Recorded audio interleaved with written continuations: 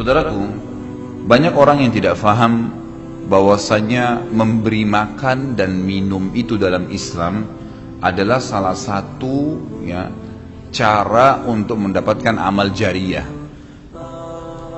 Jadi banyak orang memikirkan amal jariyah itu hanya membangun bangunan, hanya membagikan Al-Quran sehingga dihafal, lebih ke masjid, lebih ke bangunan, lebih ke jalan, lebih ke sumur gitu kan.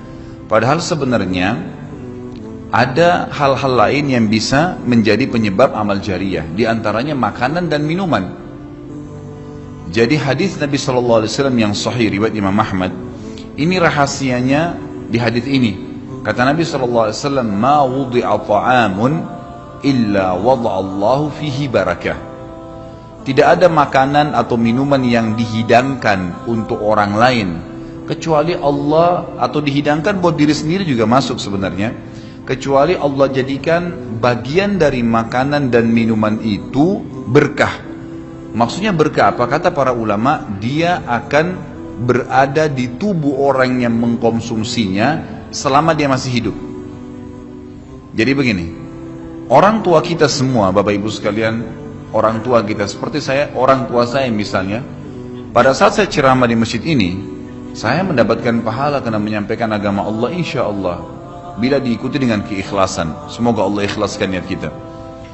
Orang tua saya panen pahala saya. Kenapa Bapak Ibu sekalian? Karena saya tumbuh dari ASI ibu saya, dan saya tumbuh dari nafkah ayah saya. Makanan, minuman yang saya makan selama ini sehingga membantu pertumbuhan badan saya menjadi besar, dan akhirnya saya bisa hidup, maka itu menjadi amal jariyah. Makanya dalam hadis riwayat Imam Muslim, seorang sahabat bertanya, "Ya Rasulullah, ayyul islami khair?" Perbuatan apa dalam Islam yang khair? Khair ini yang baik sekali, pahalanya besar sekali, selain yang wajib, yang sunnah-sunnah aja nih. Nabi SAW tidak mengatakan perbanyaklah sholat sunnah. Kenapa? Sholat sunnah secara individual, puasa sunnah, zikir, ngaji, bukan. Karena orang ini mengatakan khair artinya yang banyak sekali pahalanya, banyak sekali manfaatnya, dan ringan, sunnah. Berarti orang lain bisa merasakan. Apa jawaban Nabi SAW?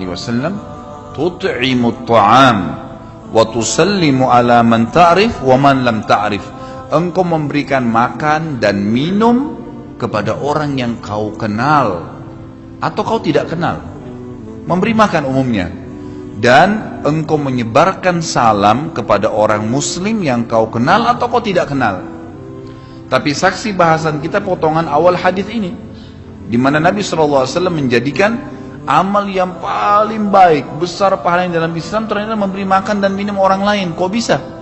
Bukankah dalam secara akal kita, kalau kita makan dan minum kan habis gitu kan?